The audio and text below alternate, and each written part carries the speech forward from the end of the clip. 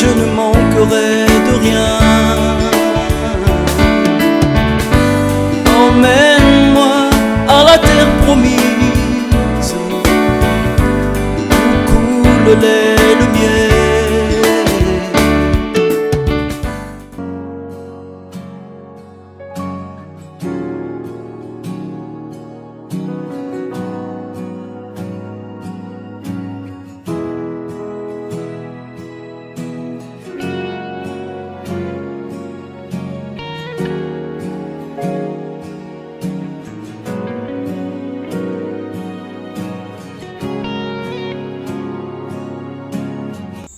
Bonsoir à nouveau. Je sais que la journée n'a pas été facile, en tout cas pour moi. Je suis allé au champ. J'ai porté le bois. C'est pas tous les jours dans mon quotidien que j'ai l'occasion de faire ça. Donc, je dois reconnaître quand même que c'est pas évident pour vous ici. Mais je bénis le Seigneur qui vous fortifie et qui vous permet, malgré toutes ces contraintes-là, de pouvoir vous retrouver pour écouter sa parole. Amen. Je veux vraiment vous encourager et je bénis le Seigneur parce que je crois qu'il voit aussi vos cœurs. Hein? Après avoir travaillé, après avoir enduré beaucoup de choses dans la journée, de venir et de penser à votre âme. Parce que le monde ne peut pas nourrir notre âme. Le monde peut nourrir le vieil homme, la chair, hein? Mais notre âme qui a besoin du Seigneur, qui a été renouvelée, qui aime Jésus, qui veut le royaume de Dieu, ne peut être nourrie que par la parole de Jésus lui-même. Donc, c'est de cela dont nous allons encore parler ce soir. Et nous allons un peu continuer toujours dans la même lancée qu'hier. J'espère que vous n'avez pas de questions jusqu'ici. En tout cas, si vous en avez demain ou alors dimanche, nous aurons peut-être l'occasion de pouvoir échanger dessus. En tout cas, ce soir, on va pouvoir un autre point qui me paraît très important et dans lequel je crois que quelque part, vous êtes déjà investi. Et il s'agit de la nécessité des œuvres. C'est-à-dire l'importance des œuvres dans la nouvelle alliance.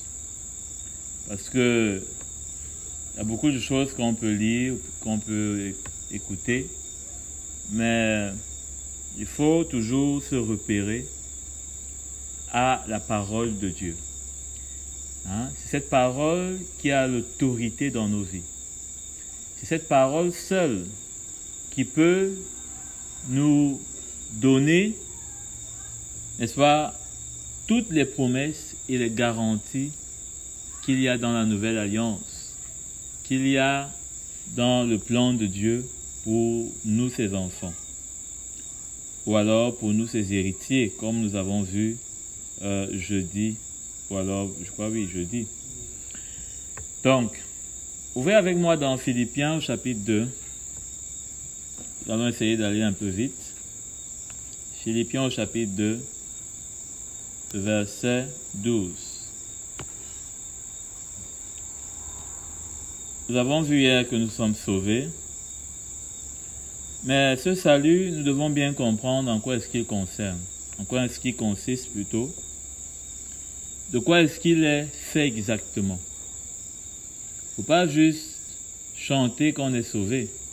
Mais il faut vivre qu'on est sauvé. Il faut vivre de la manière dont c'est la preuve que nous sommes sauvés. Hein? Parce qu'il y a une manière qui montre qu'on est sauvé. Tout le monde peut dire qu'il est le président de la République. Parfois même on entend souvent, c'est pas moi, j'avais des camarades qui m'appelaient président, sénateur. C'est bien beau, c'est flatteur. Mais c'est dans les œuvres, dans les actes qu'on va reconnaître celui qui a l'autorité. Celui qui est vraiment ce qu'on dit de lui. Hein? Dans Philippiens au chapitre 2, il dit le verset 12. Ainsi, mes bien-aimés, sommes les bien-aimés du Seigneur, vous qui avez toujours obéi, non seulement quand j'étais présent, mais bien plus encore, maintenant que je suis absent, mettez en œuvre votre salut avec crainte et un profond respect. Nous avons vu depuis hier que nous sommes, depuis que nous avons eu cette paix avec le Seigneur et que nous avons reçu son esprit, des enfants de Dieu. On ne naît pas enfant de Dieu. Nous sommes tous des créatures de Dieu. Mais on devient enfant de Dieu parce que on reçoit son esprit. L'apôtre Paul appelle ça l'esprit d'adoption. C'est l'esprit d'adoption. Parce que c'est par l'esprit de Dieu que Dieu nous sort du monde pour qu'on devienne ses enfants. Donc il ne faut pas se tromper en pensant que parce que on est un homme, on est une femme, on est un enfant de Dieu. Non. Bien qu'on est dans la maison du pasteur depuis, non. On est enfant de Dieu à cause de l'esprit de Dieu qu'on reçoit, parce qu'on a accepté de renoncer à une vie et d'adopter une nouvelle vie. Amen. Donc, l'apôtre Paul dit ici qu'il encourage les Philippiens à obéir. Il dit, vous avez toujours obéi, non seulement quand j'étais présent, mais maintenant que je ne suis absent, vous devez encore plus obéir. Et pour cela, il leur montre comment est-ce qu'ils doivent obéir. Il leur dit en mettant en œuvre leur salut. Et dans quelle attitude? Il ne dit pas seulement mettez en œuvre votre salut. Dans quelle attitude? Avec crainte et un profond respect. Parce que ce que nous avons reçu en termes de salut et de la grâce de Dieu, nous pouvons perdre cela. Nous avons vu ça hier. Nous pouvons perdre cela. Et il dit, en effet, c'est Dieu qui produit en vous le vouloir et le faire selon son projet bienveillant. C'est Dieu qui produit en nous le vouloir et le faire selon le projet qu'il a pour nous. C'est-à-dire que nous avons vu hier qu'il a un projet. Et que dans ce projet, c'est sa volonté qui doit s'accomplir. Et donc, ce projet, c'est de sauver nos âmes. Et pour sauver nos âmes, il nous a amenés d'abord dans le salut, à travers le sang de Jésus, afin qu'on ne soit plus condamnable, ni du péché, ni de l'ennemi, du diable, ni de quoi que ce soit, encore moins de la loi de l'ancienne alliance. Donc, maintenant que nous sommes devenus des enfants de Dieu, il nous demande de mettre en œuvre notre salut. C'est-à-dire que on a reçu quelque chose, c'est comme un cadeau, il faut déballer le cadeau. On peut recevoir un cadeau, nous avons sûrement déjà tous reçu un cadeau. Si vous ne déballez pas le cadeau, à quoi est-ce que sert le cadeau? Ça ne sert de rien. Ce n'est pas différent de celui qui n'a pas reçu. Mais le salut qu'on a reçu par la foi, il faut le déballer. C'est ça en d'autres termes pour dire mettre en œuvre. Il ne faut pas juste être comme des enfants qui ont reçu un cadeau. Je ne sais pas s'il y a des enfants qui font comme ça, mais peut-être que nous sommes plus que des enfants dans cette manière de faire. Alors, tu as reçu un cadeau, tu es incapable d'ouvrir et de déballer le cadeau, afin que ce qu'il y a dedans, que tu puisses en jouir. Tout simplement. Donc, il faut déballer, il faut découvrir ce qu'il y a dans ce cadeau du salut. Amen. Et il dit qu'il faut le faire de la même façon que quand il était là, il les aida à déballer le cadeau, ils obéissaient. Ça veut dire que dans cette mise en œuvre du salut, il faut l'obéissance. Parce que sans l'obéissance, on ne peut pas plaire au Seigneur. Hein? Donc, tant il était là, il les aidait, il les accompagnait à travers l'évangile qu'il prêchait, parce que à travers l'évangile, nous apprenons à déballer le cadeau du salut. Nous apprenons et nous découvrons ce qu'il y a dans ce salut. Hein? Et tant il était là, ils obéissaient, et tant il n'est pas là aujourd'hui, il n'était pas là pour certains moments, il devait continuer. Hein? Ça veut dire que l'évangile est quelque chose qu'on ne doit pas essayer de mettre en œuvre ou de vivre par rapport à une personne. Hein? C'est-à-dire que si tu es aujourd'hui à Tribi et que l'évangile te parle, ou tu as écouté l'évangile, tu ne vas pas obéir à cet évangile parce que tu as peur du pasteur, ou parce que tu as peur de ce qu'on va dire. Hein? Ou bien parce que tu es dans une autre ville, tu vas commencer à faire comme tu veux. Non. Parce que ce n'est pas par rapport à l'apôtre Paul que tu dois obéir à l'évangile. Mais c'est pour que ce salut qui t'a été offert, que tu ne le perdes pas. Que tu ne te retrouves pas en train d'être privé de continuer à découvrir ce qui est dans ce salut par l'obéissance. Je le répète bien, par l'obéissance à la prédication, à la parole de Christ. Est-ce que c'est bien clair jusqu'ici? Allons donc dans Romains au chapitre 8 à partir du verset 23 à 25. Verset 23. Et ce n'est pas elle seulement qui soupire, il parle de la création ici, mais nous aussi, qui avons pourtant dans l'esprit, non, c'est pas ça, qui avons, un instant, qui avons pourtant dans l'esprit, oui, un avant-goût de cet avenir. Vous voyez, il dit un avant-goût de cet avenir. Hier, nous avons vu que nous avons reçu le gage de notre héritage. C'est ça, non? Si je ne me trompe pas. Hein? Donc, c'est la même chose que l'apôtre Paul dit aux Romains. Hein? Donc, vous voyez que c'était un seul évangile. C'est pourquoi l'apôtre Paul dit qu'il y a un seul évangile. Il y a un seul esprit. C'était pas le genre à parler comme ça à gauche et quand il se retourne à droite dans une autre assemblée, il parle autrement. Non. Hein?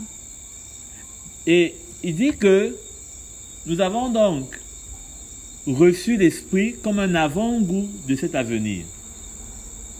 Donc, par l'Esprit de Dieu, nous commençons à goûter l'avenir éternel que le Seigneur a pour ceux qui sont sauvés. Par l'Esprit de Dieu. Ça veut dire quand même que on doit essayer de comprendre c'est quoi cet avant-goût-là. Qu'est-ce que l'Esprit de Dieu nous fait découvrir qui est un avant-goût du ciel. Parce que nous tous nous voulons aller au ciel. Amen. Mais quel est donc cet avant-goût? Comment est-ce que l'Esprit de Dieu révèle cela? Comment est-ce qu'il nous fait vivre cet avant-goût du ciel? Il dit, nous soupirons en nous-mêmes en attendant l'adoption, la libération de notre corps. Hein? Donc aujourd'hui, nous sommes sauvés. Nous avons l'Esprit de Dieu qui nous fait vivre un avant-goût de ce qui est comme des trésors dans le ciel, la vie du royaume de Dieu. Et pour cela, en attendant la libération de notre corps. Donc, nous sommes aujourd'hui en train de nous diriger vers la libération de notre corps. C'est ça qu'on appelle autrement la glorification. C'est-à-dire que l'apôtre Paul qui dit que nous serons changés en un clin d'œil. Hein? Ce corps de chair va devenir un corps glorieux. Il n'aura plus de mort, hein? Il n'aura plus de maladie, il n'aura plus de douleur. Nous serons libérés de tout ce qui fait encore, disons, les imperfections de l'homme, hein? De l'homme en général. Nous serons délivrés de cela. Et il dit donc, en attendant cela, nous sommes en train de goûter par l'Esprit de Dieu un avant-goût de ce qui nous attend. Amen. Et il dit au verset 24, en effet, c'est en espérance que nous avons été sauvés. Qu'est-ce que cette phrase veut dire? C'est en espérance que nous avons été sauvés. Hein? C'est-à-dire que pour l'apôtre Paul, nous avons été sauvés pour arriver à ce point-là. Puisqu'il dit en effet, c'est-à-dire qu'il explique de pourquoi il a dit ce qu'il a dit avant. Hein? C'est parce que nous sommes en train, nous attendons d'être glorifiés, d'avoir des corps nouveaux, que nous avons été sauvés. Hein? Donc, le Seigneur a commencé à exécuter un plan. Il nous a donné la foi pour être sauvés. Il nous a donné son esprit pour commencer à vivre les choses de son royaume. Hein? Pour ne plus vivre les choses du royaume de ce monde. Parce que si on est sauvé et qu'on continue de vivre les choses du royaume de ce monde, qu'est-ce qui prouve qu'on est sauvé? Rien. Donc c'est par rapport à cette glorification qui nous attend que nous avons reçu et que nous vivons tout ce que nous vivons aujourd'hui par son esprit, afin de pouvoir recevoir, il dit, nous sommes sauvés en espérance, l'objet de notre espérance. L'espérance du chrétien, c'est quoi? C'est qu'un jour, qu'il soit avec Dieu, qu'il soit là où Jésus est assis aujourd'hui. C'est ça l'espérance du chrétien. C'est que même s'il quitte cette terre, qu'il ne soit pas dans les tourments éternels, qu'il ne soit pas loin de Dieu. Et c'est en vue de cela que nous avons été sauvés. Ça veut dire que si on ne parvient pas à ce bout-là, notre salut, notre espérance aura été vaine. Elle aura été sans objet, elle n'aura servi de rien. C'est pourquoi l'apôtre Paul était très intéressé à préciser et à montrer que la vie chrétienne est une vie dans laquelle on n'est pas juste assis et qu'on attend la glorification, mais on travaille à cette œuvre, à cette espérance. Parce que dans le travail, on va porter la vie que l'Esprit de Dieu doit nous communiquer et qui est déjà la vie dans le royaume de Dieu. Qui sera la vie que nous allons recevoir éternellement. Et nous allons découvrir précisément quelle est cette vie. En quoi est-ce que cette vie consiste? Il dit que nous sommes sauvés en espérance. Or, l'espérance qu'on voit n'est plus de l'espérance. L'espérance qu'on voit n'est plus de l'espérance. Ça veut dire quoi? Si je commence aujourd'hui à dire que ma vie chrétienne se limite aux choses terrestres, à posséder les choses que ceux du monde possèdent, je ne suis plus en train d'espérer. Puisque je vois les mêmes choses que eux aussi voient. Mon espérance en moi n'est pas visible, en tout cas pas avec mes yeux, pas avec ma chair, c'est avec ma foi.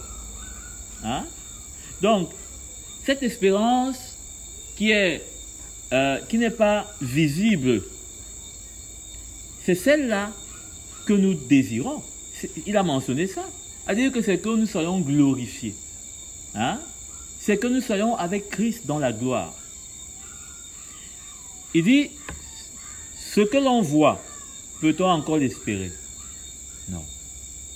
Donc, si je mets mon espérance, si j'attache ma foi à espérer, à rechercher, à désirer ce que le monde fabrique, ou alors, disons, recherche, eh bien, je ne suis plus avec l'espérance du royaume de Dieu.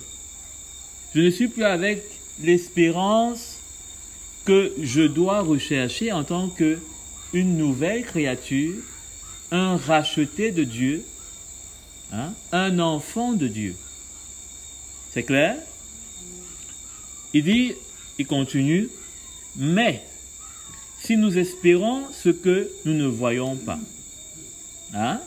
Donc pour lui, il faut espérer ce que nous ne voyons pas. Hein? C'est cette glorification. C'est ça que nous devons espérer.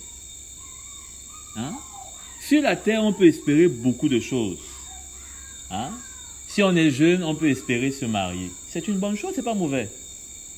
Si on est, c'est pas moi, une personne âgée, on peut espérer avoir des petits-enfants. C'est pas mauvais. Si on est un peu plus mature, on peut espérer construire une maison. C'est pas mauvais.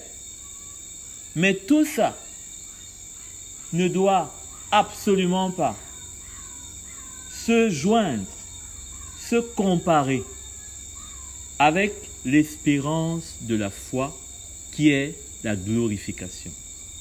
Hein? Ça ne doit pas être mis sur la même course. Il n'y a pas de problème de vouloir faire de grandes études. Il n'y a pas de problème de vouloir, c'est pas moi, construire des immeubles partout. Mais si maintenant, ça devient notre course, hein? Et puis, si on prend la glorification, qui est notre espérance, et qu'on ajoute ça aux autres espérances qu'on peut avoir dans le monde, c'est encore plus grave. Hein? C'est-à-dire qu'on mélange ça et on dit c'est la même chose. C'est pas la même chose. Parce que ce monde va passer, mais l'éternité va subsister. Amen.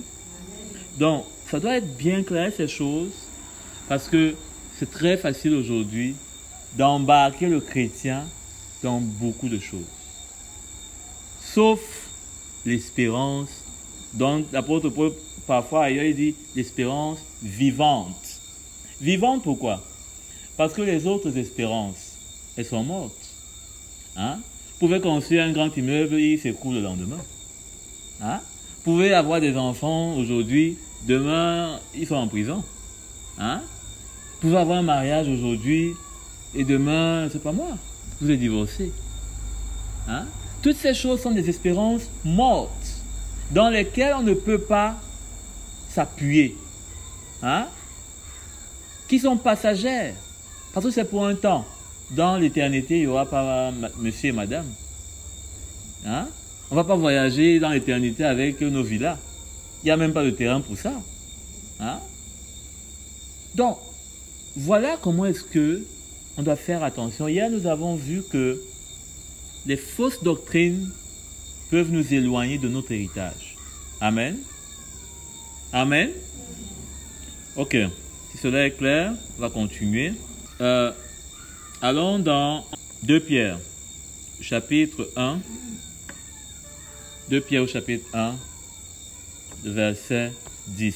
Il est dit, c'est pourquoi, frères et sœurs, donc, c'est pas, il ne s'adresse pas, les épîtres, les lettres des apôtres s'adressaient aux frères, aux sœurs, aux personnes qui avaient reçu le Seigneur.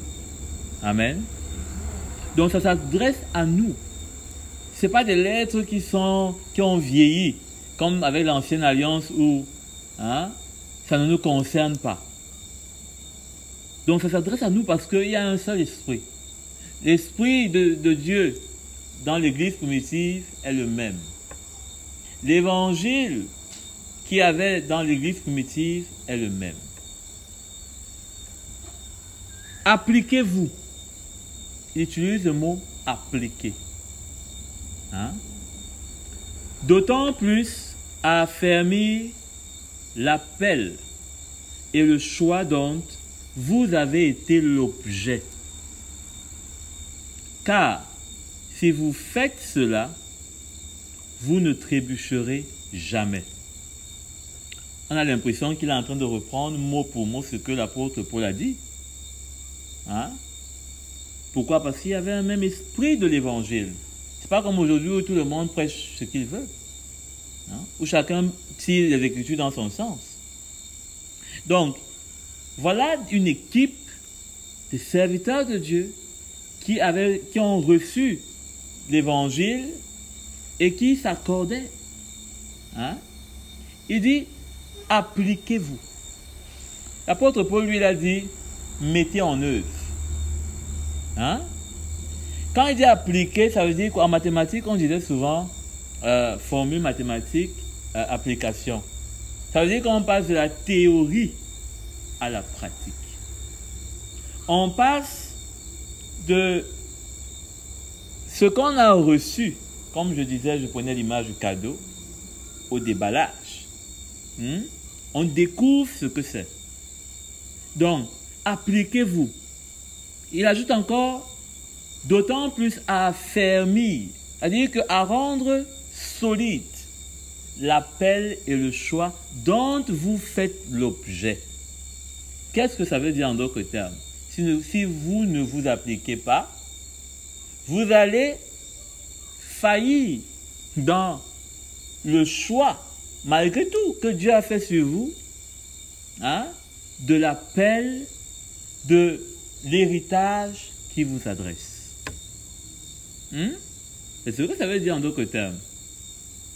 Et il ajoute, car si vous faites cela, vous ne trébucherez jamais. Qu'est-ce que ça veut dire? Trébucher jamais ici, ça ne veut pas dire que vous serez parfait. Non. Ça veut dire que vous n'allez pas louper votre héritage. Vous n'allez pas passer à côté. Quand on dit que quelqu'un a trébuché, c'est qu'il est tombé à côté. Hein, il a failli un peu. Mais là, de cette façon-ci, vous n'allez pas passer à côté de ce qui vous est promis. Combien de personnes vont passer à côté de l'héritage que Christ a, sans pouvoir considérer, s'ils ne considèrent pas cet avertissement? Parce que ça, ce n'est pas juste une déclaration. Il y a déjà 2 apôtres qui nous parlent pareillement et qui nous avertissent. Ça veut dire qu'il ne faut pas s'amuser. Ça veut dire qu'il ne faut pas penser que peut-être nous, on est des super chrétiens et on va échapper. Ou bien que l'amour de Dieu est tellement pour nous qu'il va nous empêcher d'échapper. Sa parole est la preuve de son amour. Amen. Ses avertissements sont la preuve de son amour. Hein? Donc, on voit que le Seigneur nous aime quand il nous avertit comme ça. Il dit, c'est ainsi, en effet, que l'entrée du royaume éternel, vous comprenez là que il est toujours en train de parler comme l'apôtre Paul. Hein? Que l'entrée du royaume éternel, il parle d'un royaume éternel. Il ne parle pas d'un royaume terrestre ou naturel. Il ne parle pas de comment est-ce que tu vas devenir riche, de comment est-ce que tu peux faire pour... Non, il ne parle pas de ça. Ça n'intéressait pas les apôtres. Ce qui les intéressait, c'était le royaume éternel. Hein? Le royaume éternel de notre Seigneur et Sauveur. Nous avons reconnu Jésus comme quoi? Notre Seigneur et Sauveur, non? Donc, ça ne sert de rien de dire que moi, j'ai reconnu Jésus comme mon Seigneur et Sauveur. L'apôtre Pierre te dit que si tu n'es pas prêt à travailler, à marcher de cette façon qu'il est en train de nous montrer, et pas seulement lui, l'apôtre Paul aussi, et Jacques que nous allons voir aussi, eh bien, ne te trompe pas déjà maintenant. Hein? Sache que l'entrée du royaume éternel là, pour toi, hein, il dit, sera largement accordée. Donc pour toi, si tu n'es pas prêt à comprendre ça, à saisir ça comme ça, hein, l'entrée du royaume éternel ne te sera pas largement accordée. Tu auras cru dans le Seigneur depuis 1950, Hein? Tu as 50 ans dans le Seigneur, c'est bien. Mais où est ta crainte aujourd'hui? Où es-tu aujourd'hui avec ce sérieux que nous avons vu avec l'apôtre Paul? De travailler et de mettre en œuvre notre salut avec sérieux et crainte. Hein? Et il dit largement accordé. Largement. C'est-à-dire que le Seigneur, ce n'est pas le jour que tu vas discuter avec le Seigneur, Seigneur, accorde-moi, ne m'accorde pas. Ça va s'appliquer automatiquement. Hein? Ce sera largement accordé. Ce ne sera pas forcé. Tu ne vas pas forcer que Seigneur, non, je vais entrer, Seigneur. Parfois, c'est souvent amusant, on voit des personnes qui font des dessins pour montrer un peu la vie chrétienne. Hein? On montre quelqu'un qui est au portail avec le Seigneur, le diable qui le tire derrière et le Seigneur qui veut tendre la main. Arrête ma main. Non. Quand tu marches comme ça, là, le portail est ouvert, c'est largement accordé. Le diable même n'a pas de puissance pour te retenir. Hein? Le royaume de Dieu est comme l'aimant qui t'attire. Tu vas entrer. Hein? Prenons au sérieux, surtout dans ces derniers temps, les paroles du Seigneur. Dans 2 Pierre toujours, à partir du verset 1. À partir du verset 1, chapitre 1 aussi. De la part de Simon Pierre, serviteur et apôtre de Jésus-Christ, à ceux qui ont reçu, parle aux enfants de Dieu, par la justice de notre Dieu et Sauveur Jésus-Christ, une foi du même prix que la nôtre. Une foi du même prix que la nôtre. Qu'est-ce qu'il veut dire par là? Il veut dire par là que, faut pas penser que parce que c'était des apôtres, ils avaient droit à souffrir comme ils ont souffert comme ça. Hein? Ou parce que c'était les apôtres, oui, c'était leur chemin, c'est eux seulement. Nous aussi, nous avons une foi du même prix. C'est-à-dire que les mêmes paramètres pour le royaume de Dieu s'adressent à notre foi. Hein? Il n'y a personne qui va dire que non, moi, le Seigneur m'aime tellement. Non. Il nous aime tous pareillement. Amen. Il n'y a pas que parce que le Seigneur m'aime tellement, il voit mon cœur. Il voit tous notre cœur, mon frère. Ça ne sert de rien de chercher l'échappatoire. Applique-toi. Appliquons-nous. Parce que notre foi est de même prix. Il n'y a pas que la foi de l'autre. Il y a beaucoup plus d'amour de Dieu pour lui. Non, l'amour de Dieu, c'est au même niveau pour nous tous. Elle est de même prix. Dieu ne voit pas que la foi de l'autre est plus que pour toi, donc il doit t'ajouter plus de compassion, de miséricorde, et donc fais ce que tu veux, mais vraiment son amour pour toi est plus. Non, ça ne sert de rien. Elle est de même prix. Il est mort pour nous tous. Il nous aime, nous tous. Il nous a donné à tous son esprit. Il n'y a aucun enfant de Dieu qui va dire que moi je n'ai pas reçu l'esprit de Dieu. Non. Tu l'as reçu, mon frère. Si tu es vraiment engagé et tu t'es engagé avec le Seigneur, tu l'as reçu. Hein? Donc, il n'y aura pas, comment on dit souvent ça, une excuse atténuante. Dieu va dire, non, lui quand même, lui, il m'a servi quand même 50 ans, non, lui quand même si aujourd'hui, non, les frères. C'est pourquoi Jésus nous avertit. Trouvera-t-il encore la foi sur la terre? Hein? Parce que peut-être qu'on aura tous, hein, je ne sais pas si le Seigneur n'est pas encore venu d'ici 20 ans, on aura tous peut-être, si nous qui sommes méchants, on aura tous à dire que bon Seigneur, au moins pendant 20 ans je t'ai servi. Mais la 21e année là, qu'est-ce que tu as fait? Hein? Donc, que la grâce et la paix soient multipliées par la connaissance de Dieu. La grâce et la paix. La grâce et la paix sont multipliées par la connaissance de Dieu parce que lorsque on prêche l'évangile, on prêche la connaissance de Dieu. C'est-à-dire que ce n'est pas pour remplir les têtes des gens, pour qu'ils connaissent ou qu'ils comprennent comment Dieu fonctionne. Est-ce qu'il marche à midi? Est-ce qu'il se repose à 12 heures? Non. C'est pour connaître son plan. C'est pour connaître sa volonté. C'est pour connaître, n'est-ce pas, son cœur pour nous, afin qu'on puisse être obéissant.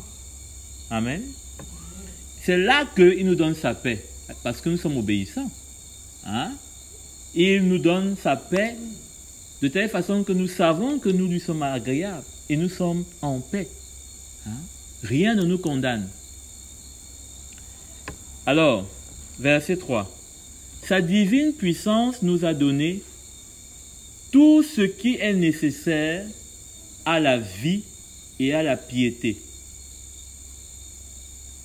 en nous faisant connaître celui qui nous a appelés par sa propre gloire et par sa force. Il parle de sa divine puissance. Ça parle simplement de sa grâce. Hein? C'est sa grâce qui nous a donné tout ce qui contribue à la vie et à la piété. Tout. On a cela par la grâce de Dieu. Hein? C'est par la grâce de Dieu qu'aujourd'hui, nous le craignons. Hein? Quand il parle de piété, hein? La vie, tout ce que nous avons aujourd'hui, que nous pouvons faire dans nos vies en tant qu'enfants de Dieu, c'est par sa grâce. Nous ne faisons rien par nous-mêmes. C'est pourquoi l'apôtre Paul a dit que c'est lui qui nous donne le vouloir et le faire. Amen. C'est cette divine puissance-là. Alors, donc, tout ce qui contribue à la vie et à la piété, en nous faisant connaître celui qui nous a appelés par sa propre gloire et par sa force. Celle-ci nous assure les plus grandes et les plus précieuses promesses. Celle-ci, c'est quoi? Déjà, c'est au pluriel, c'est-à-dire que c'est au moins deux choses. Celle-ci, c'est quoi?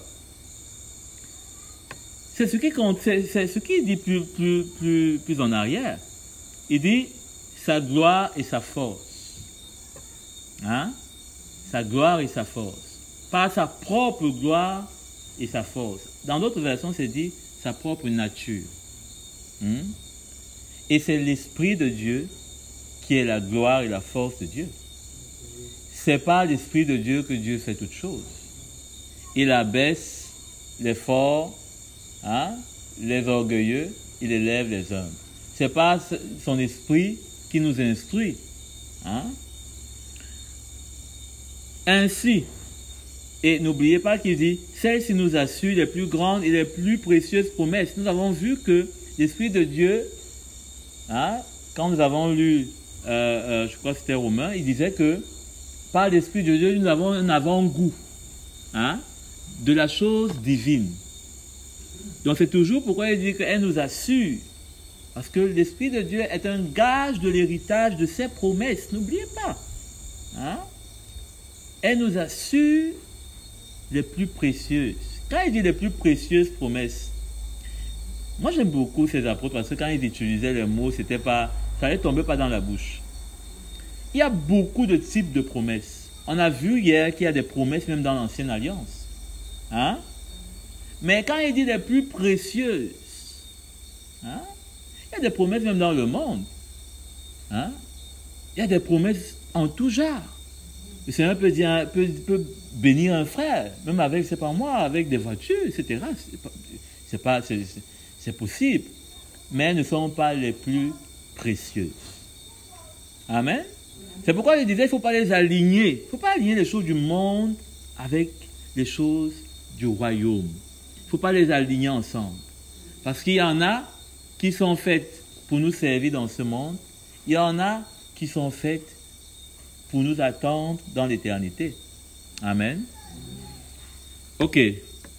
Ainsi, grâce à elle, nous pouvons fuir la corruption qui existe dans le monde par la convoitise et devenir participants de la nature divine. Donc, grâce à ces promesses-là,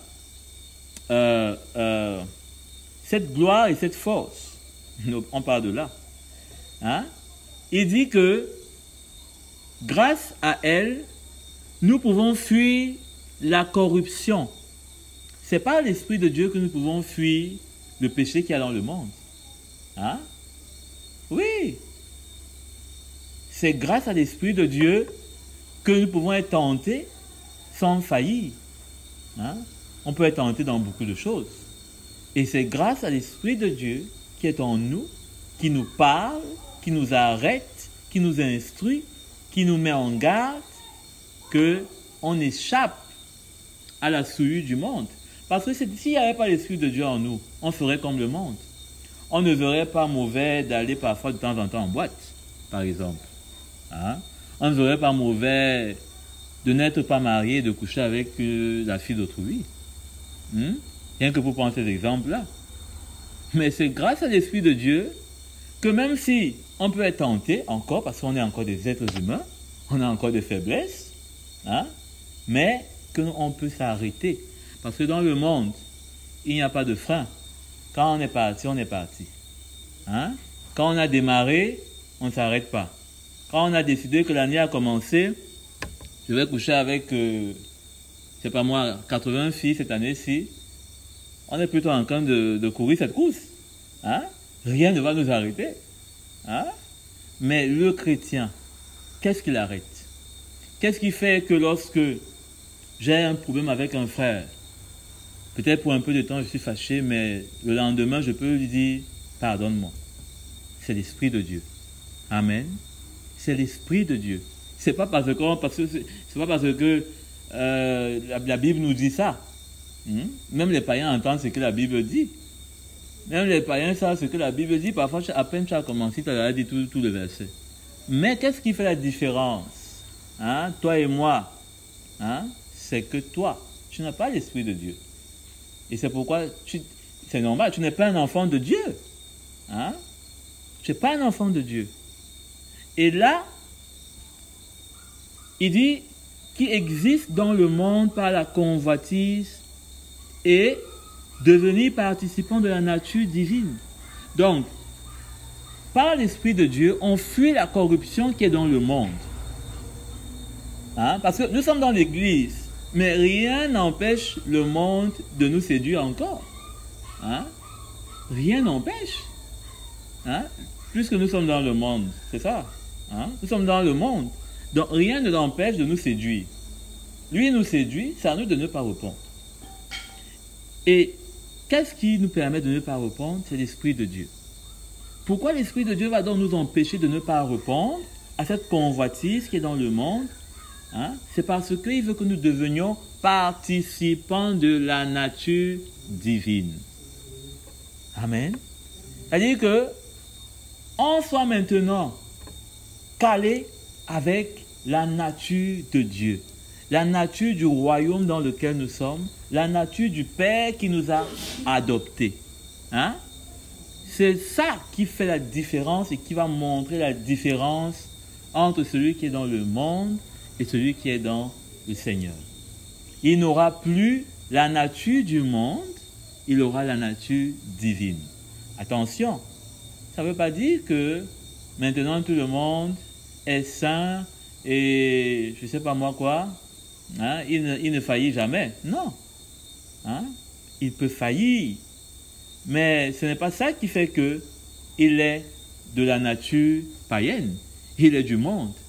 Hein? Ce n'est pas faillir qui fait que nous sommes de la nature du monde. C'est continuer et c'est d'accepter de vivre cette nature-là qui nous installe et confirme que nous sommes du monde. Hein? Mais dès lorsque, la preuve en est, dès lorsque nous avons choisi, nous avons désiré devenir enfants de Dieu, c'est-à-dire quitter cette vie, hein, du monde, nous sommes automatiquement devenus des enfants de Dieu. Donc, il faut continuer, notamment la repentance, qui est un outil qui nous aide à affirmer, à demeurer participant de la nature divine, hein, à ne pas accepter un retour en arrière. Hein. Avoir, n'est-ce pas cela, à cœur. Quand un chrétien est tombé, il doit accepter de se repentir. C'est ça qui montre qu'il est participant de la nature divine. Que bien qu'il a été tenté, bien qu'il a failli, mais ce n'est pas son cœur. Ce n'est plus son désir. Il ne veut plus de cela et le Seigneur l'accueille. Le Seigneur le purifie, ce que j'en dis, de toute souillure. Amen. Donc, le Seigneur n'a aucun problème avec nos faiblesses. C'est nous-mêmes parfois qui sommes souvent les premiers à nous fatiguer. Mais de toutes les façons, quand tu as en vue les richesses, les meilleures, comme il dit ici, hein, quand tu as en vue, n'est-ce pas, cette glorification, hein, tu ne vas pas t'arrêter. Tu ne vas pas te décourager. Et il ne faut pas se décourager. Des faiblesses, des ratés, des imperfections, mauvaises nouvelles, il y en aura jusqu'au retour du Seigneur. Dans l'église même. Vous savez que dans l'église, il n'y a pas les anges. Il n'y a que des êtres humains, imparfaits. Et il faut accepter ça. Maintenant, ça ne veut pas dire, comme Paul demandait aux Corinthiens, donc je dois maintenant vivre, alors et accepter de vivre dans le péché. Il dit loin de là. Hein? Si je suis un enfant de Dieu véritablement, je ne vais pas avoir développé cette mentalité-là que bon, maintenant, je peux pécher un peu, je pêche toute la semaine, je me reprends un peu le samedi, je suis content dimanche. Non, ça, c'est la vie du païen. Hein? C'est la vie d'un homme religieux. C'est la vie de quelqu'un qui n'a pas vraiment eu cet engagement avec le Seigneur. Hein? Et c'est quand on s'engage envers sa femme, on l'épouse. Est-ce qu'on va dire que je la trompe un peu? Bon, c'est dans le monde qu'on dit ça, non? Hein? Dire que bon, je suis marié, mais elle dit, donc, je peux goûter quand même un peu là, parfois là. Hein? Tout ça là, c'est pour nous. Non! Hein? Sois pas infidèle. Et nous avons vu hier que celui qui va fouler aux pieds le sang, hein, de celui qui nous a justifiés, qu'est-ce qu'il mérite?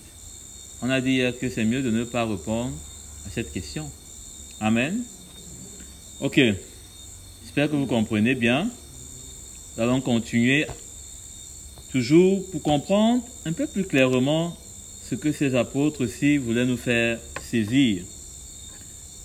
Nous sommes dans 2 Pierre toujours, au chapitre 1. On continue dans le verset 5. Pour cette raison même, donc pour tout ce qu'on a dit là, pour cette raison même, hein, tout ce qu'on a dit là, il veut maintenant conclure ça. Il veut résumer ça. Hein. Faites tous vos efforts. Tous vos efforts. Jésus a dit que si ton œil est pour toi une occasion de chute, arrache. Ça fait partie de l'effort là. Il faut faire tout. Parce que l'objectif, c'est d'entrer dans le royaume de Dieu. Tout. Si c'est le pied qui a tendance à vouloir toujours aller chez la voisine à côté, il faut couper. Hein? Il faut faire tous les efforts. Tous les efforts. L'apôtre Paul disait que lui, il court comme un athlète et il est prêt à se priver pour remporter le prix. Vous voyez les athlètes, quand ils partent en compétition, si on dit ne mange pas l'huile rouge pendant 2 semaines, ils ne mangent pas l'huile rouge pendant 2 semaines. Parce qu'il sait qu'en courant, ça peut peut-être déranger. Hein? Il veut remporter le prix. Donc il faut faire tous les efforts. Et quand nous sommes des chrétiens, nous devenons comme des athlètes. Nous sommes des professionnels. Et nous sommes engagés dans une compétition. C'est ça que l'apôtre Paul appelle la carrière de la foi. Hein? Il dit, j'ai combattu le bon combat. Hein? J'ai terminé la course. Nous sommes dans ce combat-là. Parce que le monde, on a parlé du monde. Le monde veut nous empêcher d'arriver là. Hein? L'ennemi travaille en association avec le monde pour qu'on n'arrive pas là. Hein? Et nous sommes dans une course parce que nous avons un prix. C'est cette glorification. Donc, il dit, faites tous vos efforts, les frères. Quand l'apôtre Pierre parle ainsi, ça doit nous interpeller, ça doit nous encourager. Faites tous vos efforts, tout ce qui va dans le sens de vous aider à entrer dans ce plan. Faites-le. Hein? S'il faut, après avoir terminé une journée difficile, je ne sais pas moi quoi, et qu'il y a un enseignement, faites-le. Ça fait partie des efforts. Parfois, on finit de faire tout ce qu'on a à faire, et on est fatigué. Hein? On mérite bien de se reposer. Mais c'est là où l'apôtre Pierre dit, faites tous vos efforts. Ne vous relâchez pas. Hein? Ne permettez pas à la chair de vous donner une occasion, hein, de ne pas faire des efforts.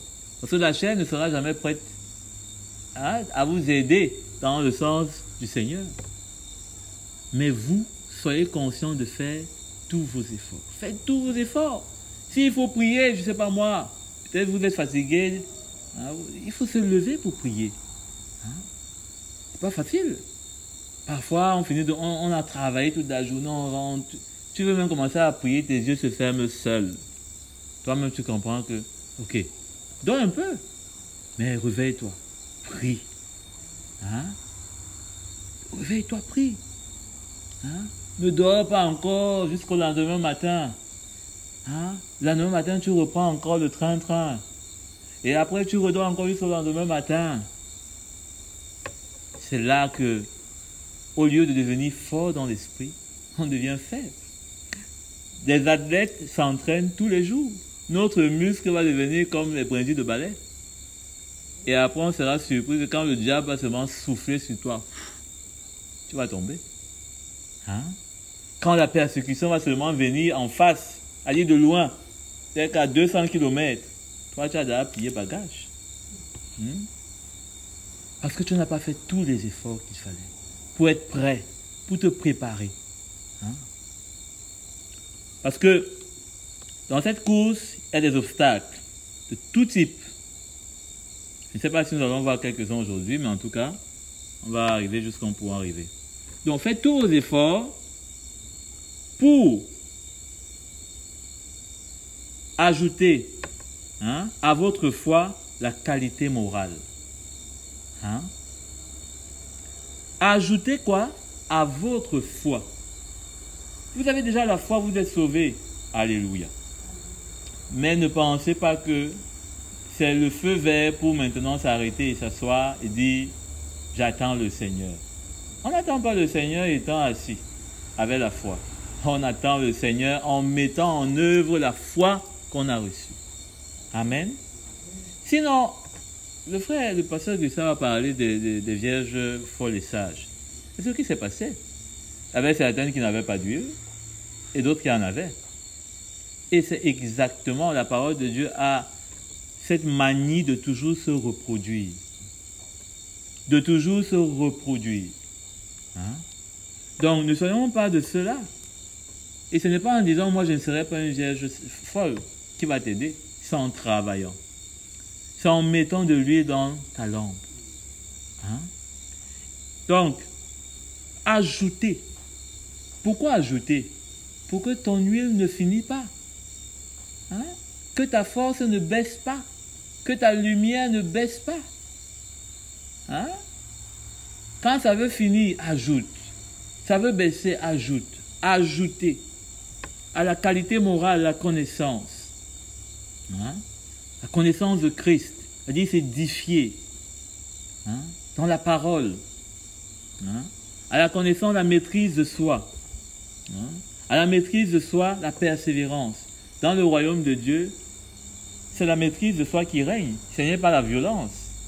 Hein? Ce n'est pas il m'a donné un coup et j'ai d'abord répondu en homme. Hein? Hein? Ou bien elle m'a giflé, j'ai d'abord répondu en femme. J'ai aussi giflé. Non. Dans le royaume de Dieu, c'est la maîtrise de soi. Et c'est ça que l'Esprit de Dieu nous fait goûter. Parce que dans le monde, c'est la violence. Hein? Tu parles seulement, je te gifle. Donc, quand même, parle encore, toi aussi tu parles pour montrer que tu n'es pas faible. On te gifle, la bagarre, ça commence. Donc, ces choses-là, c'est inutile de dire comment on va prier pour avoir, Seigneur, donne-moi la maîtrise de soi. Ah. Il faut travailler. Hein? Il faut travailler. Ça commence par des petites choses. Hein? On ne te dit pas bonjour, toi tu dis bonjour. Si déjà toi tu n'es pas capable de dire bonjour à ton voisin, comment penses-tu que tu seras capable de ne pas répondre à un coup de poing? Impossible. Et ces choses-là, il n'y a personne qui peut dire qu'il est parfait dans ça. Hein? Parfois, tu penses que bon, tu as un peu de maîtrise de soi. C'est même le jour-là même que tu comprends que tu n'as pas de maîtrise. Ton enfant fait quelque chose qui n'est pas bien. Tu lui donnes une injure, là. Il peut même aller au ciel avec l'injure. C'est-à-dire que tu l'injures. C'est-à-dire que tu veux seulement. Et le Seigneur a beaucoup de choses, les frères, pour nous faire goûter à ces choses-ci qu'on lit. Il a tellement de choses. Le parent a déjà ses enfants pour qu'ils comprennent s'il a la maîtrise de soi ou s'il n'a pas. Si toi, ton enfant, pour un peu de truc, tu as là pris le balai, tu as dosé sur son dos, on ne corrige pas l'enfant comme ça quand même. Bien, tu as pris le, je sais pas moi, la fourchette, tu as lancé sur ses yeux, quand même. Il y a des parents qui font ça, est-ce que j'exagère? Hein? Ta femme est un moyen pour tester cette maîtrise. Comme les femmes ont souvent le bec qui... Hein? Mon frère, c'est ce que tu dis. Moi, je n'ai pas dit ça. Donc, comme pour dire quoi? Ces choses-là, le combat de la foi là, porter, ajouter, comme on dit là, c'est au quotidien de tous les jours. Ça ne sert de rien de venir entrer dans l'église, de vouloir méditer, de méditer. Là où tu es, là. C'est là-bas que le Seigneur travaille déjà avec toi. C'est là-bas que tu vas commencer à goûter et à expérimenter ce que tu lis chaque jour. Et quand tu viendras dans la maison de Dieu, le dimanche, ayant expérimenté ces choses, tu vas te réjouir. Tu auras de quoi louer Dieu. Tu ne vas pas chercher les chants, ça sera évident. Parce que tu as l'œuvre de Dieu en toi. Parce que Dieu t'a conduit toute la semaine. Parce que tu as obéi, tu as vu la parole de Dieu. C'est devenu quelque chose, pas simplement du noir sur blanc, mais une vie. Amen. C'est ça qui fait que les louanges et l'adoration dans l'église deviennent vivantes. On n'a pas besoin de chercher le chant qu'on connaît. On invente même d'autres. Parce que ça coule comme une rivière. Vous voyez, les rivières chantent là. Ça chante. Les rivières chantent. Le bruit là, ça chante. Pour le Seigneur. Nos cœurs vont commencer à chanter pour le Seigneur. Parce qu'il y aura la vie du Seigneur. Comme dans les rivières, il y a la vie là. Nous aussi, nous aurons cette vie. Ça va couler. Tel va donner un chant là-bas. L'autre va prendre ici. Il y aura le même esprit. Parce qu'il y aura la même œuvre. Amen. Donc c'est comme ça qu'il faut travailler à son salut. Quand vous vous levez le matin, ne pensez pas seulement à votre argent. Sachez que vous êtes en train d'entrer dans le couloir du combat. Vous allez rencontrer des choses. Vous allez rencontrer tout de suite là, tu es sorti là, quelqu'un est de mauvaise humeur, te parle un peu mal là. Tu ne vas pas gâter ton cœur parce que quelqu'un d'autre est de mauvaise humeur. Tu continues. Dès que tu arrives au travail, le patron te gronde un peu là. Tu ne vas pas commencer à monter tout le monde et dire comment le patron vraiment il n'est même pas beau, il fait ceci avec les femmes et tout.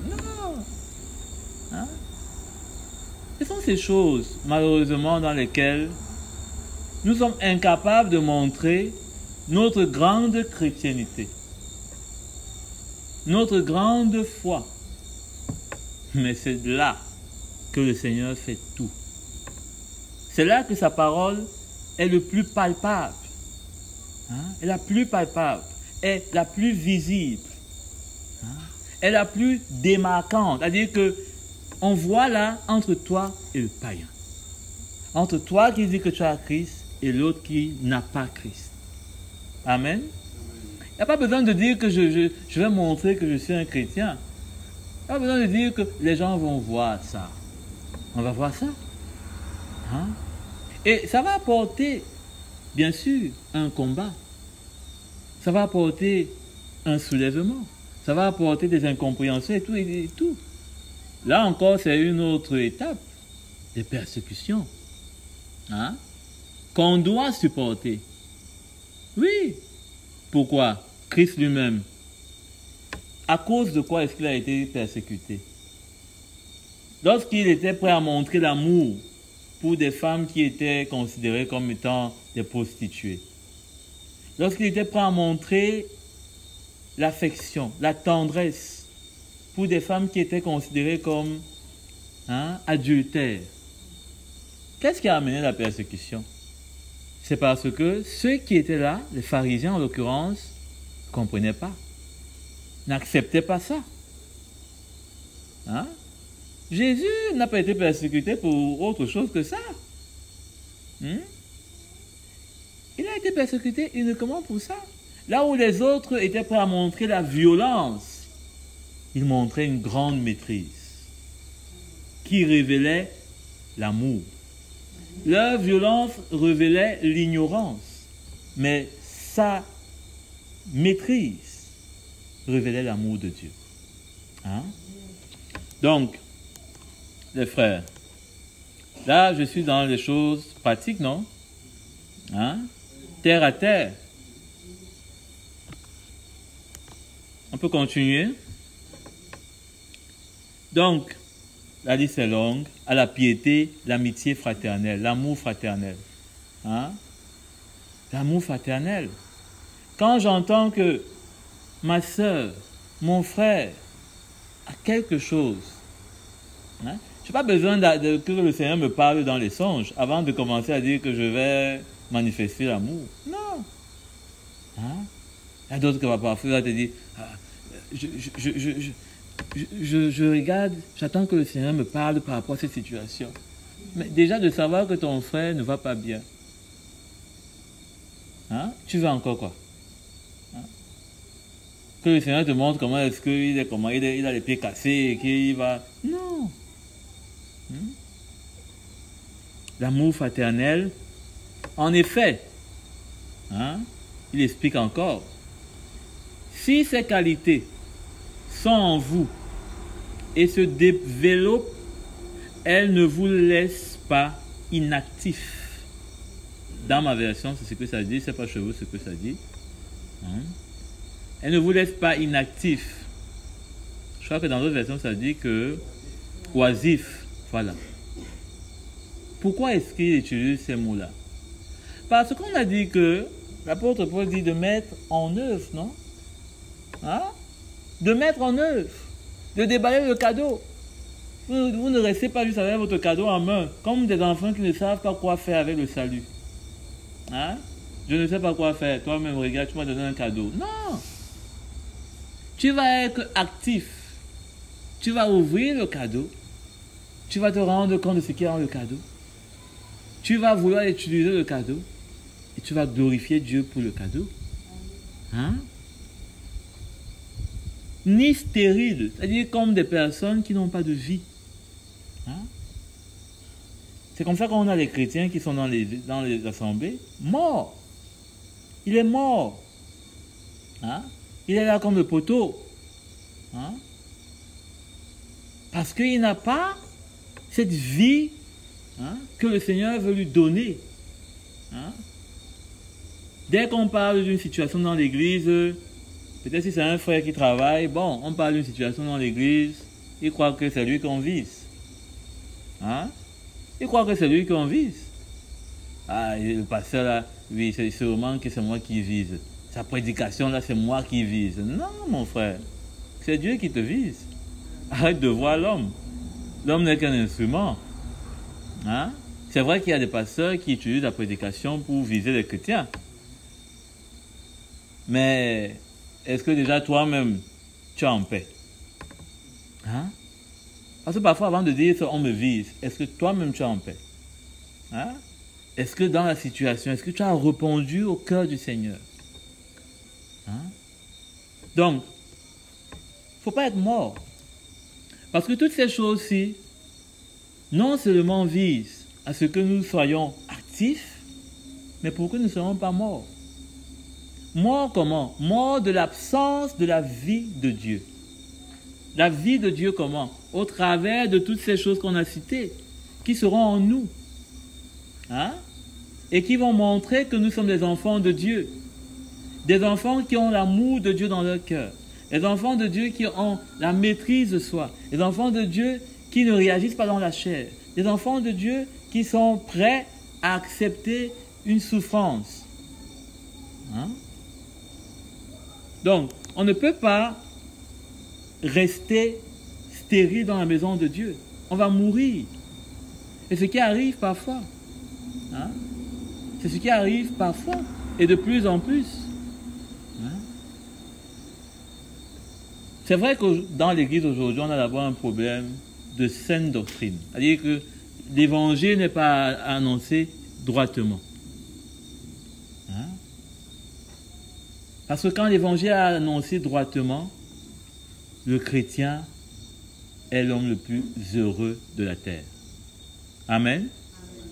Quand la saine doctrine est annoncée droitement dans l'Église, c'est-à-dire qu'on n'annonce pas pour son intérêt, ou pour l'intérêt d'un groupe, ou pour plaire à quelqu'un, mais on annonce parce qu'on veut que ces chrétiens, ces hommes et ces femmes puissent être demain, si le Seigneur revient ou prend son Église, être avec lui. On est les hommes et les femmes les plus heureux de la terre. Amen. Et le Seigneur travaille à cela. Restaurer la saine doctrine. Il dit, stérile pour la connaissance de notre Seigneur Jésus-Christ. Quant à celui qui ne possède pas ces qualités. Là, ces apôtres ils écrivaient d'une façon comme si, c'était pas au hasard. C'est-à-dire que maintenant, il ne veut pas que celui qui va dire, bon, moi je suis quand même sauvé, il y a des chrétiens qui disent ça, moi je suis sauvé, bon, sauvé c'est sauvé, j'irai quand même avec le Seigneur parce que j'ai cru dans le Seigneur. Si moi j'ai cru et que quelqu'un d'autre n'a pas cru, mais lui sera perdu, mais moi quand même qui ai cru, moi quand même. Hein? Il pense qu'avec son quand même, il va convaincre Dieu. Moi quand même j'ai cru, c'est quand même une différence. J'ai cru. On va voir ce que Jacques dit de cela. Donc, quant à celui qui ne possède pas ces choses, c'est-à-dire qui ne travaille pas comme ils sont en train de montrer, qui ne veille pas à son salut, qui n'ajoute pas, qui n'est pas dans la crainte avec son salut, il est aveuglé par sa myopie. Il a une maladie de l'œil, il est aveuglé. Il oublie qu'il a été purifié de ses anciens péchés. Alors d'abord, un aveugle, est-ce qu'il peut penser qu'un aveugle va trouver le chemin du royaume de Dieu parce qu'il est aveuglé par le monde? Tu es aveuglé par le monde, mais tu vas quand même trouver le royaume de Dieu. Le chemin qu'on a vu qui sera largement accordé, tu vas quand même le trouver. Le monde est dans tes yeux, qui t'aveugle, ta chair t'aveugle. Mais tu es sûr que tu dis que tu vas trouver le royaume de Dieu? Non, mon frère. Il ne faut pas se tromper. C'est pourquoi la parole de Dieu nous met en garde. De comment beaucoup vont passer à côté. Et nous devons avoir cette crainte. Moi, j'ai cette crainte de passer à côté.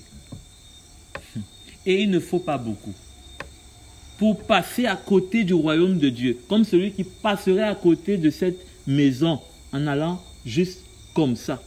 Il venait pourtant tout droit, mais il est passé juste comme ça. Il faut avoir cette crainte.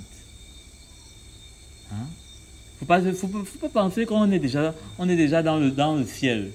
La preuve en est que nous sommes encore bien sur la terre. Amen.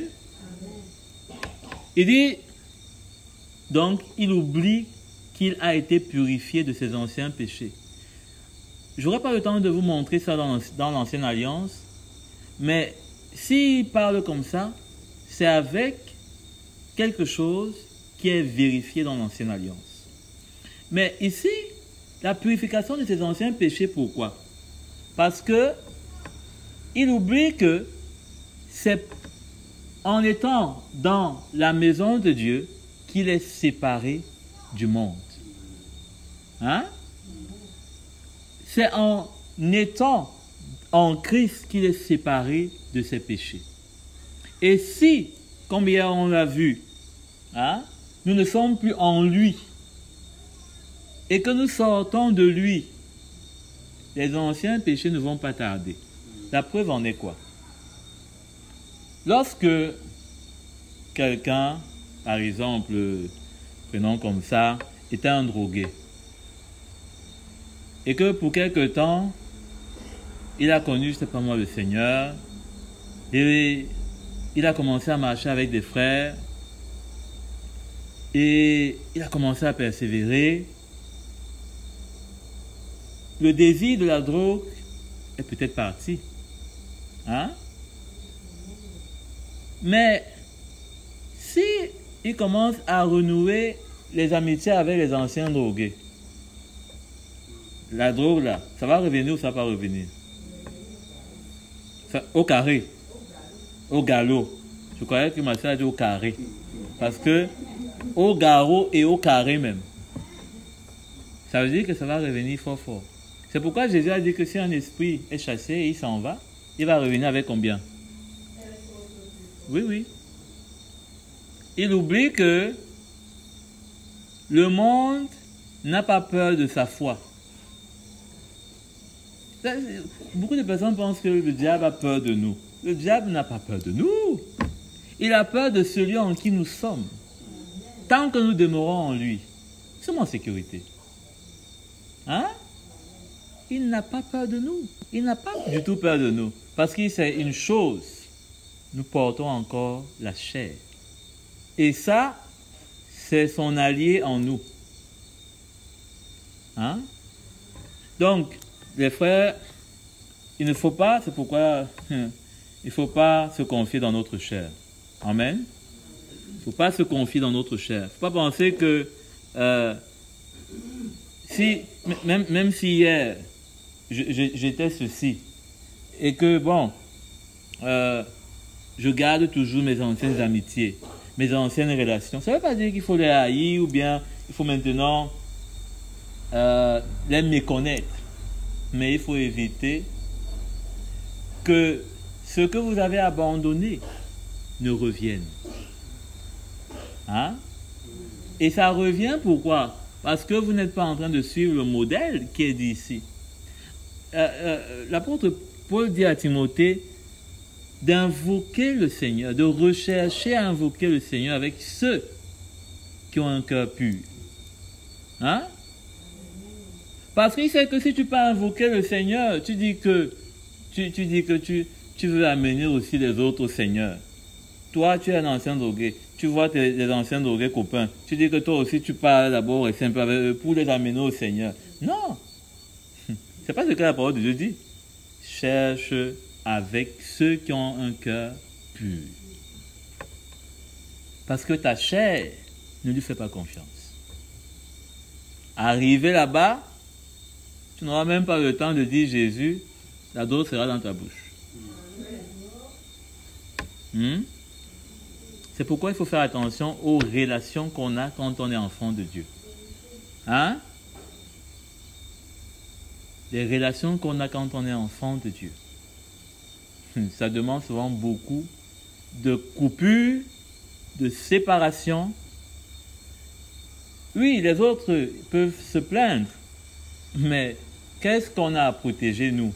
C'est notre grand appel. On a un appel. Donc, moi, je ne vais pas mettre en danger mon appel pour mon meilleur ami. Hein? Quand on était dans le monde, on était meilleurs amis. Aujourd'hui, mon meilleur ami, c'est mes frères et sœurs. Amen. Bien sûr, dans l'amour. C'est pas que tu vois quelqu'un, tu lui dis que ne me parle plus. Non, quand même. Le Seigneur nous donne la sagesse. C'est pourquoi l'apôtre Pierre a dit qu'il faut ajouter à la fois la connaissance, hein, l'intelligence. Hein. On ne fait pas les choses comme si maintenant on est meilleur. Surtout pas. Donc, c'est pourquoi il faut, il dit au verset 10, c'est pourquoi on a lu ça. Frères et sœurs, appliquez-vous d'autant plus à affermir l'appel et le choix de Dieu dont vous faites l'objet, dont nous faisons l'objet. Nous avons un appel dans nos vies, adressés par le Seigneur. Ne négligeons pas ça. Amen. Ne négligeons pas ça. Pour aucune raison. Non.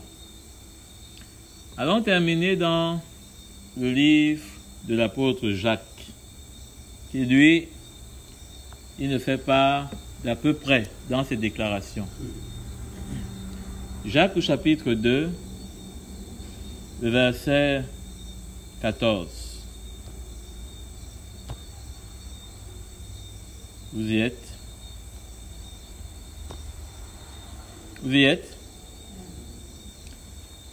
Mes frères et sœurs, vous voyez, c'est toujours nous. Le Seigneur nous aime tellement, il nous a laissé sa parole pour qu'on ne puisse pas nous égarer, pour qu'on ne puisse pas faire comme on pense, pour qu'on ne se dise pas, on est quand même en 2023, hein, le Seigneur quand même a évolué. Hein?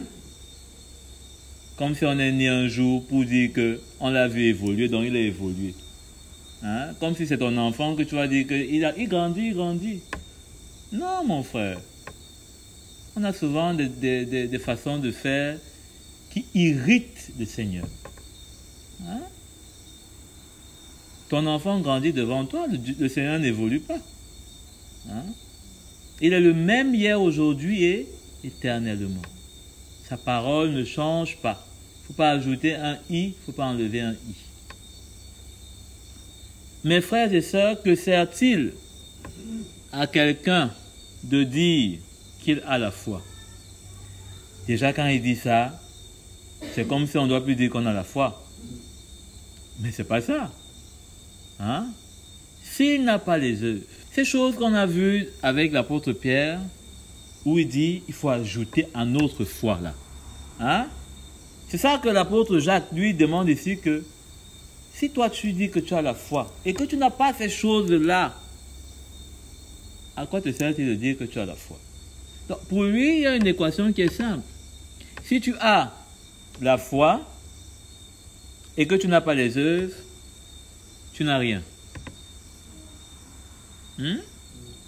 Tu n'as rien. Et tu ne dois t'attendre à rien. Hein? Tu ne dois t'attendre à rien parce que tu n'as rien. Cette foi peut-elle le sauver? C'est là que lui, il casse tout. Hein? L'apôtre Jacques nous demande si est-ce que la foi là, sans les œuvres, peut nous sauver. En d'autres termes, pour l'apôtre Jacques, la foi sans les œuvres ne sauve pas. Donc, tu auras beau te persuader que toi, tu as quand même la foi, tu crois en Jésus, c'est bien, mais tu n'as rien. Si un frère ou une sœur, il va maintenant dans un exemple pratique, sont nus et manquent de la nourriture de chaque jour, et que l'un de vous leur dise, partez en paix, alléluia, le Seigneur va agir mon frère, mettez-vous au chaud et rassaviez-vous, sans pouvoir leur apporter dans leurs besoins physiques, à quoi sert-il? Hein? Tu es avec un frère, et d'ici un frère. Donc, tu es avec un frère, vous dites que vous êtes des enfants de Dieu, vous avez la foi. Hein? Vous venez de prier là pendant 2 heures de temps, vous avez chassé beaucoup d'esprits, vous avez lié beaucoup de démons, et que maintenant à la fin, il y a toujours des frères comme ça, là, ils t'apportent un cas là à la fin, là, compliqué. Hein? Je dis, mon frère, je n'ai pas encore mangé depuis le début de la journée. Je dis, oh mon frère, oh, Seigneur est merveilleux. Seigneur est merveilleux, mon frère. Il va agir pour toi. Garde la foi. L'apôtre Jacques dit que vous n'avez pas, en tout cas toi là, tu n'as pas de foi. Donc tout ce que tu venais de faire là, c'est zéro. Puisque tu faisais tout ça par la foi, tout ça là, à terre, c'est zéro. C'est pas différent de ce que tu secouais la poussière des pieds. c'est la même chose. Ou bien que tu faisais du vent avec ta bouche, c'est la même chose. Hein? Les œuvres, quand on est enfant de Dieu, c'est très important. Mais pas les œuvres de n'importe quelle façon. Pas les œuvres juste pour des œuvres. Hein? On a vu que les œuvres ne sont pas celles que nous voulons. C'est celui qui nous donne le vouloir et le faire. N'oubliez pas. Ça veut dire que quoi? Je ne peux pas faire juste les œuvres que je veux parce que je veux. Ce n'est pas une affaire de ma chair. Ah, j'ai ressenti que vraiment, je peux mettre, c'est pas moi quoi, 10 000 aujourd'hui dans le panier. C'est bien. Ok. Mais quand demain, il faudra donner les 10 000 là que tu mets souvent dans le panier à un frère qui est dans le besoin, ça sera parfois plus compliqué. Hein? Parce que chez le frère, peut-être, on ne voit pas trop ce qu'on va gagner. Dans le panier, on se dit que le Seigneur va nous bénir. Hein? Ce n'est pas les œuvres de la chair, ce n'est pas les œuvres qu'on veut faire par nous-mêmes. C'est les œuvres que le Seigneur a préparées d'avance et que par son esprit, il transmet à nos cœurs. Hein? Parce que les œuvres qu'on peut faire par nous-mêmes sont très faciles à faire. Demain, je peux me lever, je pars dans toutes les prisons, donner la nourriture. Ça ne va rien faire, à part aider ceux qui sont en prison. Pour moi, là, rien, zéro. Le compte bancaire spirituel de mes œuvres, 0 francs. Hein? Parce que parfois, il y a des personnes qui font beaucoup de bonnes œuvres dans l'église. Mais aussi, même dans le monde, il y en a qui font de bonnes œuvres. Hein? Pas dans les orphelinats, fait beaucoup de choses. Super! Mais qu'est-ce que ça coûte? Parce que les œuvres dont le Seigneur parle nous coûtent toujours quelque chose. Ça nous coûte de nous dépouiller du vieil homme. De nous dépouiller de notre orgueil, de notre propre gloire. Hein? Ça nous coûte de ne pas avoir l'éloge ou les honneurs des hommes. Parce que c'est ce qui s'est passé exactement avec le Seigneur. Hein? Tout le bien que le Seigneur a fait, ça ne lui a valu que les pierres et les insultes. Hein? Donc, ce n'est pas une affaire que je trouve que, bon, il y a quelque chose là, bon, là-bas dans les hôpitaux, bon, il faut que j'aille là-bas soulager les gens. C'est bien. Si tu peux le faire. Mais attention que tu ne fasses tes œuvres à toi. Que tu ne fasses pas ce que lui, dans son vouloir et son faire, te dit de faire. C'est ainsi que parfois, on peut se retrouver en train de prier pour un frère. Il ne saura jamais qu'on prie pour lui. Mais le Seigneur nous met cela à cœur. Hein? C'est ainsi qu'on ne saura jamais, peut-être dans l'église, qu'il y a une sœur qui a un problème.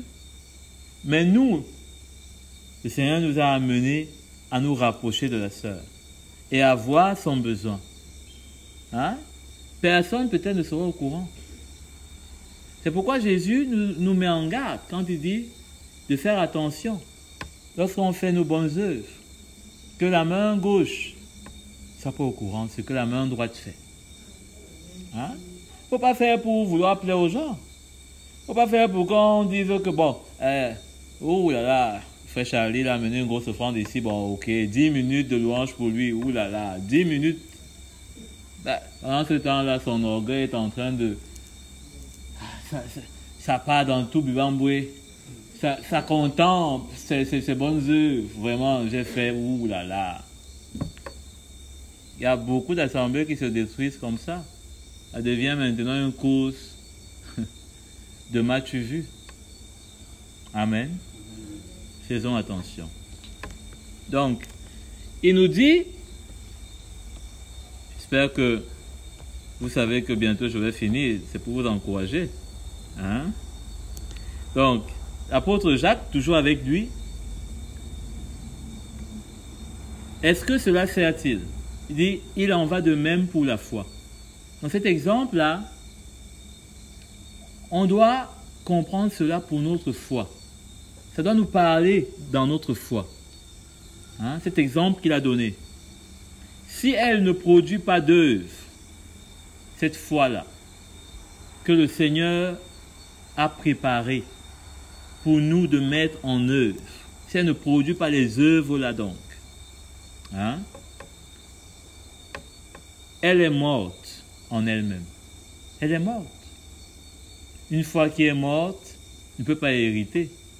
Ce n'est pas que pendant toute la vie terrestre, ta foi était morte, et quand Jésus vient, subitement ta foi est avec lui, elle est vivante. Non, pas du tout les frères. Si c'était aussi facile que ça, on fermerait l'église, on passe se coucher, on attend que quand le Seigneur va revenir. Malheureusement, ceux qui dorment, puisque leur foi est morte, donc c'est normal qu'ils dorment, hein, ils ne sont pas actifs. Ils ne vont pas entendre le son de la trompette. C'est-à-dire qu'ils ne seront pas éveillés pour voir Jésus revenir. Hein? Donc, sa foi est morte en elle-même. Mais quelqu'un qui dira, toi tu as la foi et moi j'ai des œuvres. Montre-moi ta foi sans les œuvres et moi, c'est par mes œuvres que je te montrerai ma foi. Ce n'est pas que c'est avec nos œuvres qu'on montre notre foi. Non, c'est le contraire. C'est avec notre foi qu'on montre les œuvres. Hein? C'est-à-dire que ce n'est pas parce qu'on a fait des œuvres qu'on a la foi. Non, mais c'est parce qu'on a la foi qu'on montre des œuvres. Parce que tout vient de sa divine puissance. Hein? C'est sa grâce qui nous a donné tout ce qui contribue à la vie, à la piété. Donc, ce n'est pas nous. Donc, ce n'est pas quelque chose que, ok, je vais faire des œuvres pour qu'on voit que j'ai la foi. Non. C'est parce que tu as la foi que tes œuvres sont manifestes. Hein? Tu crois qu'il y a un seul Dieu. Tu fais bien. Les démons aussi croient et ils tremblent. Donc, ça veut dire que toi et ta foi, vous n'êtes pas différents des démons aussi qui croient. Mais pourtant, toi, tu essaies même de les lier, tu essaies de les combattre. Hein? Tu les lances le feu la nuit, etc. Mais pourtant, tu n'as pas des œuvres. Donc, tu es même en danger. Hein? Tu es très en danger. Veux-tu reconnaître, homme sans intelligence, que la foi sans les œuvres est morte? Hein? Est-ce que tu veux nier cela? Est-ce que tu veux refuser cela? Hein? Est-ce que tu ne comprends pas cela? Hein? Donc, verset 22, tu vois bien que sa foi, parlant d'Abraham, agissait avec ses œuvres, et que par les œuvres, sa foi a été menée à la perfection. Hein? Ainsi, c'est accompli ce qui dit l'Écriture. Abraham eut la confiance en Dieu, et cela lui fut compté comme justice. Hein? Pourquoi? Parce que quand Abraham a reçu la promesse, il serait le père d'une grande multitude de nations. Hein? Oui, il a reçu la promesse. Mais quand Dieu lui a dit, ton fils même, là, lui, amène-le sur la montagne, là. Lui, le fils qui devait être même le fils de la promesse, devenait maintenant l'agneau sacrificiel. Abraham aurait pu dire que non, Dieu, tu as perdu le plan. Mais les œuvres qu'Abraham a montrées dans l'obéissance et la soumission, en disant à son fils, allons à la montagne, c'est toi le sacrifice, il n'a même pas dit ça à son fils, a été suffisant pour reconnaître sa foi. Hein? C'est là que sa foi a été reconnue. Donc, ça ne sert à rien de dire qu'on a la foi sans les œuvres. Le diable aussi a la foi. Il connaît Dieu, il connaît Jésus plus que toi. Il a vécu avant nous. Hein? Et toi, tu vas dire que quoi? Hein? Comment seras-tu donc plus meilleur que le diable, qui a aussi la foi? Tes œuvres vont montrer encore la différence. Nos œuvres vont montrer la différence. Le dernier point sur lequel je vais être précis, c'est par rapport aux œuvres de la loi. Les œuvres de la loi sont exclues de la nouvelle alliance. Il n'y a non seulement aucune œuvre à faire par nous-mêmes dans notre chair, dans la nouvelle alliance, mais aussi les œuvres de l'ancienne alliance. C'est-à-dire que tout ce qui concernait les ordonnances lévitiques, dans leur prescription, ne nous concerne pas. Tout ce que l'ancienne alliance demandait aux Israélites ne sont pas des œuvres qui doivent nous concerner. Amen. Et pour cela, on va lire ce dernier texte, Romains 3, verset 20. En effet, personne ne sera considéré comme juste devant lui sur la base des œuvres de la loi, puisque c'est par l'intermédiaire de la loi que vient la connaissance du péché. Amen. Donc, les œuvres de la loi doivent aussi rester en dehors de notre champ d'action. Il ne faut pas essayer de faire quoi que ce soit, même pas un petit morceau de la loi. Tout ce qui concernait la loi reste dans l'ancienne alliance et ça ne nous concerne pas. Je dis bien tout. Peut-être qu'on me dira que comment ferons-nous pour connaître si quelque chose est de l'ancienne alliance? Ne cherchez même pas à connaître.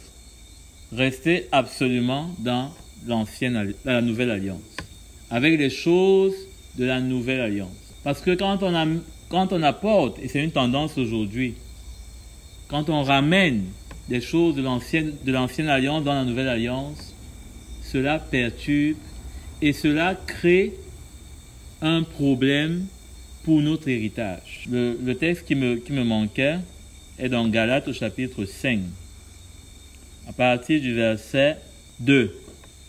Moi, Paul, je vous le dis, si vous vous faites circoncis, Christ ne vous servira à rien. Et j'affirme encore une fois à tout homme qui se fait circoncis, c'est-à-dire que c'était une œuvre de la loi. Bien sûr, ça n'a rien à voir avec la circoncision d'aujourd'hui.